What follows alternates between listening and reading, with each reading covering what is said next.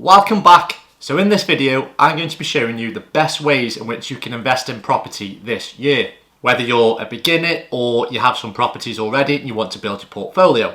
Do I regret spending 20k in my 20s and spending every day for 3 months renovating a property?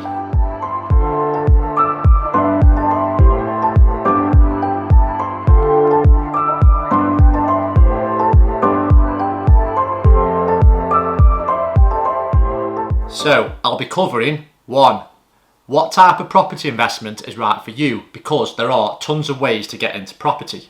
2. Where you live can determine what type of property you can invest in. 3. How to source the funding to get started. And 4. How you can scale and grow a massive portfolio that you can comfortably live off. Now, if you're new here, I'm Jason, and this channel is all about property, investing, and building passive income streams. So if you're not already subscribed, feel free to hit that subscribe button so you don't miss any future videos. And if you also hit that bell, you'll also get a notification every time I release a new video. Okay, so let's dive straight in on how to invest in property in 2021. Now, so far, this year has been pretty hectic in terms of the property market. And to be honest, it has been very difficult, especially for newbies, to get started. House prices have gone up quite significantly. The market's just become really hot. Everybody seems to be investing in property or buying property or moving house. So I totally understand that getting involved in property in 2021 has certainly not been as easy as it has been in previous years. So although the way we invest in property remains the same, there are some things that are changing. So number 1, what type of property is right for you? Now, the main ways to get into property are buy to let. So you buy a home and you rent it out to a tenant long term. Next is HMO. This is where you buy a house or property and you actually rent out each individual room to different people. Now, this can be a lot more lucrative. You can make a lot more rent by doing this. Now, obviously, this does come with its downfalls because you'll have to deal with more tenants per property, and you'll also be getting people coming and going a lot more than if you had a house doing buy to let with one long-term tenant. So next is serviced accommodation. Now, this is where you buy a property and you rent it out on a nightly basis. So for example, holiday lets and rentals, Airbnb, and short-term tenancies. Now, this can be a really lucrative way of making money through property because, as you probably know, the staycation sector is really booming at the minute. People are paying a lot of money to stay in different places within the UK.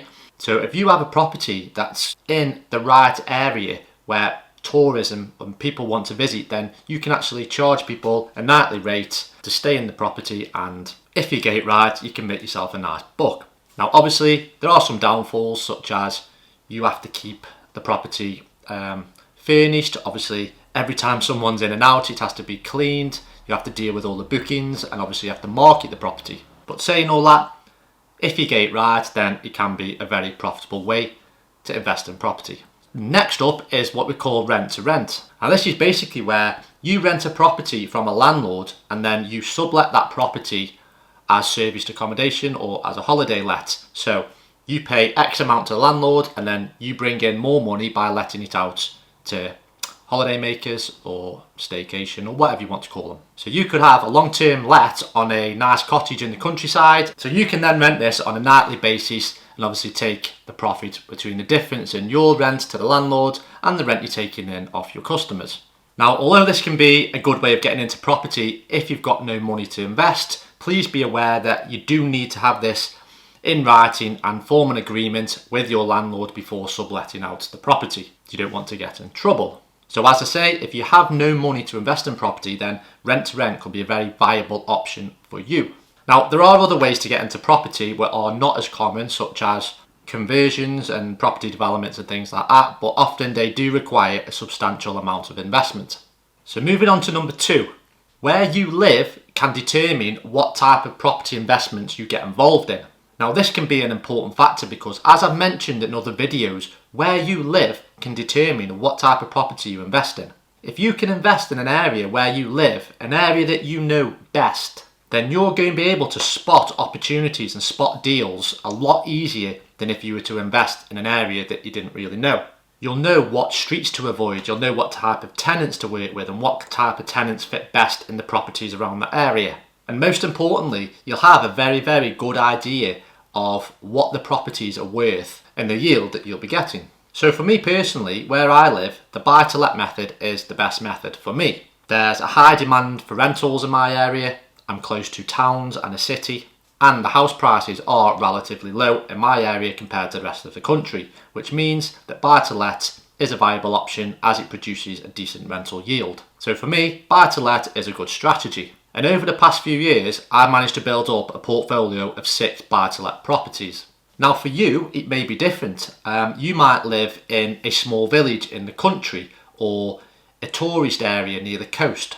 Therefore, buy-to-let might not be a good option for you because the market just doesn't fit within that type of investment strategy. Now, if your area attracts quite a bit of tourism, then you could invest in holiday lets and make some great money from that. Whereas for me, in my area, nobody really visits here, so to buy a holiday let where I live would not be a great idea.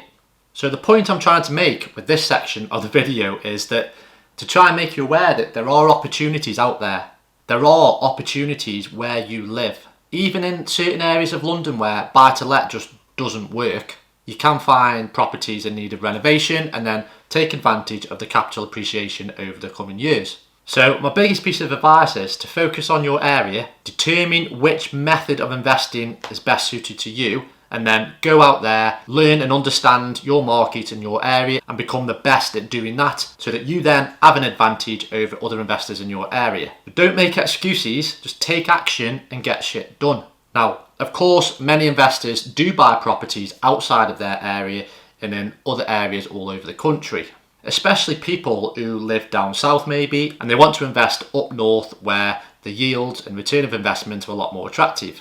Now, this is absolutely fine. However, if you are doing this, then you need to make sure that you do your due diligence because obviously investors who already live in that area are going to have an advantage over you.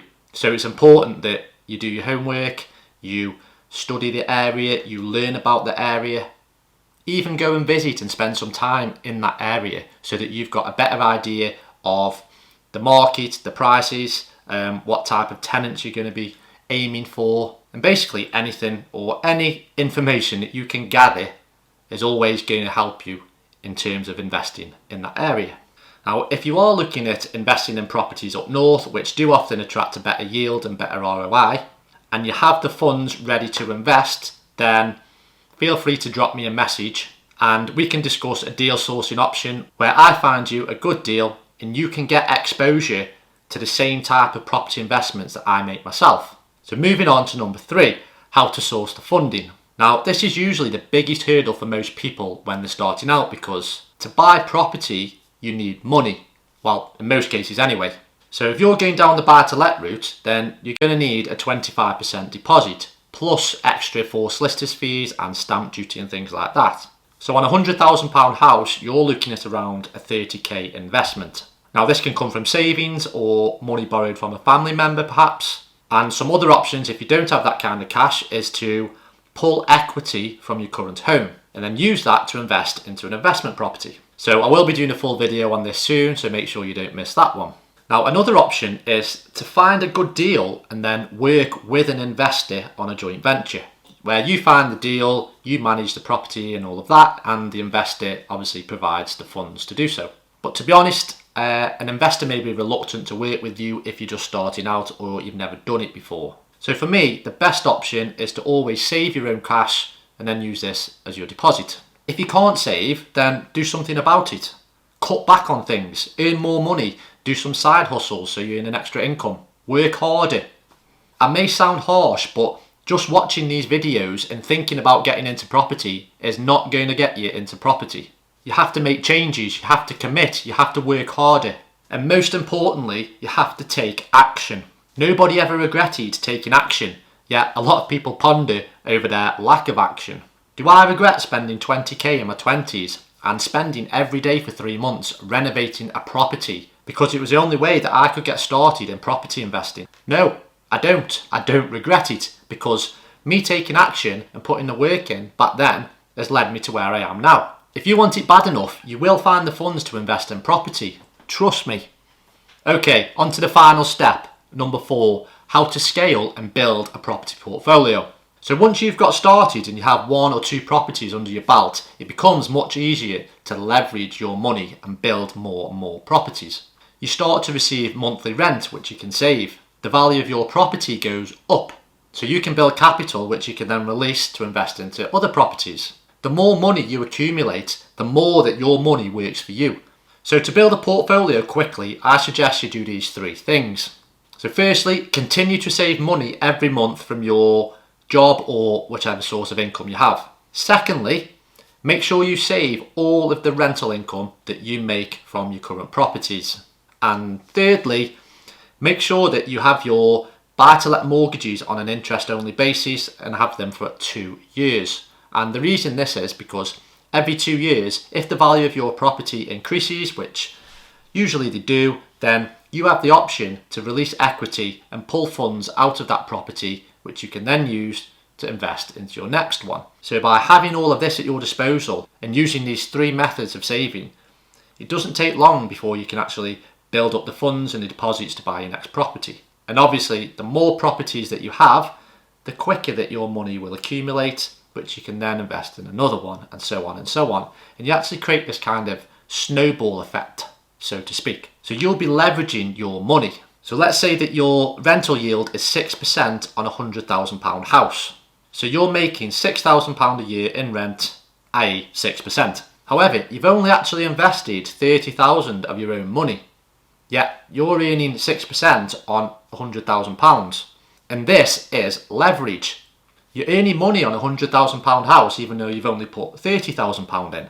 Now if this house increases by 10%, that's 10% of the 100,000. But again, you've only invested 30. So this is what we mean by leverage. And that is leverage, and that is how people build wealth and they accumulate large property portfolios and become very rich from property investing.